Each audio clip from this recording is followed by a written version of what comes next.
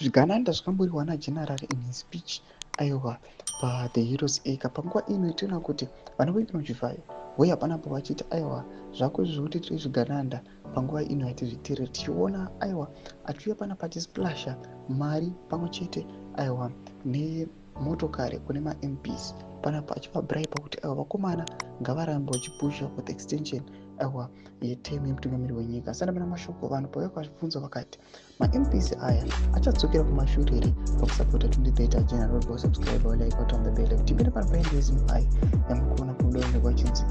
yes we now splashed 150,000 packages to make MPs destroy Geza. Mutrambira vachireply achiti MPs waisiwa pamwedzo for 2030 150,000 US kwete to 40,000 repai. On top of the 150 pane new cars, free import duty for cars, service stands and increased salaries. Apa hapana anoramba apa kunyanya maMPs weopposition.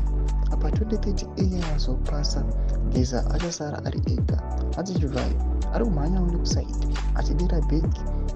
rwendo runo politicians vanofane cash its money all over ndomasvika anobudanirwa panapa nevakomana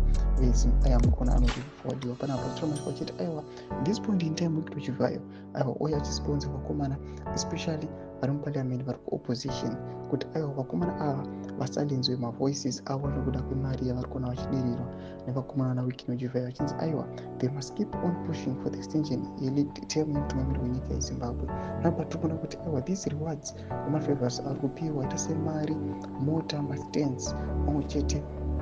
nema-increased salaries zviri kuonekwa kunzi ava vakomana vari kudya zvavo but the question is kunyange vachidya zvakadaro kune vanhu vasiri kutolerata this nonsense vakaita sana Geza nevakomana vari linked kwaari but tikuona kuti panguva ino they are denying all these bribes. Budza mafunguro enyu notudi pamusoro pechitiko ichi kana comment section yedu. Subscribe or like chinotaura